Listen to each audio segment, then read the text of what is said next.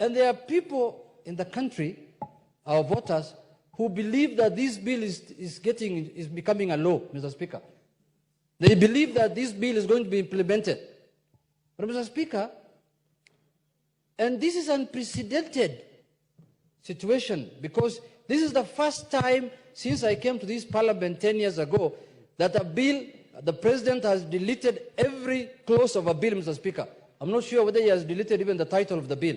To comment on this matter. You know, communication from the chair is never debated. Mr. Speaker, it's true, but this is a very, very weighty matter, Mr. Speaker, the memorandum from the president on the finance bill. Yes. For the simple reason, Mr. Speaker, first, when you look at this memorandum, you'll realize that Kenyans have not yet come to understand very well on how Parliament operates. What stages that a bill goes through. The first reading, second reading, third reading, and also what happens when a bill is presented to the president for assent. So, Mr. Speaker, we used to have, as a friend of mine said that yesterday, a colleague of mine, we used to have open days in Parliament where people used to be taken through these processes of the bill making, Mr. Speaker. Mr. Speaker, this is a very, very important decision that has been made on a very important bill in this country, Mr. Speaker. And you know very well, before we went on recess, how emotive and how controversial this bill was, Mr. Speaker. And there are people in the country, our voters, who believe that this bill is becoming a law, Mr. Speaker. They believe that this bill is going to be implemented.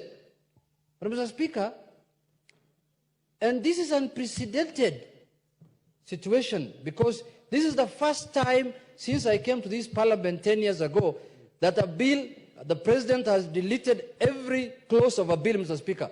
I'm not sure whether he has deleted even the title of the bill. We need to check that in the memorandum. But he has deleted every clause of the bill, Mr. Speaker. It's unprecedented. It has never happened.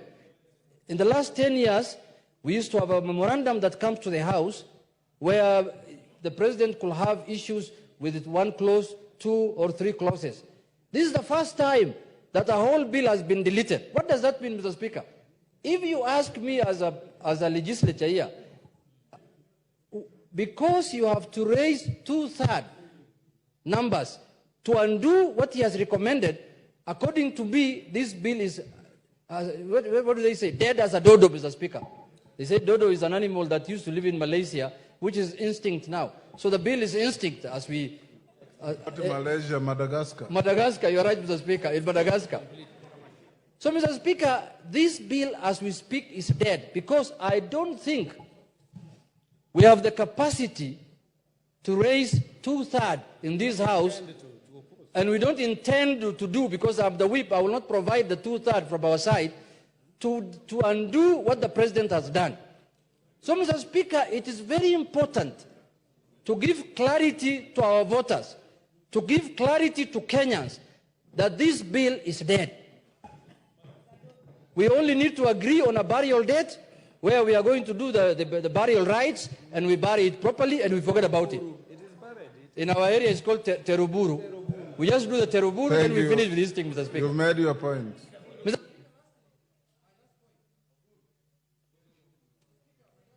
Okay. Give him the mic. My last point is this, Mr. Speaker.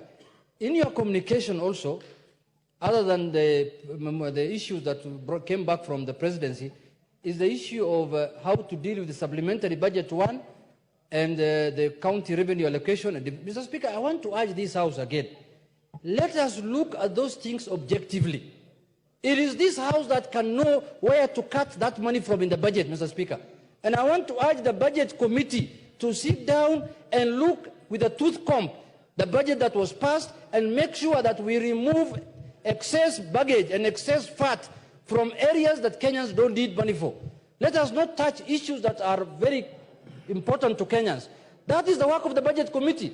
Let them stand up to the occasion, and the majority leader has been a budget chairman for 7 years. He knows, he can guide them.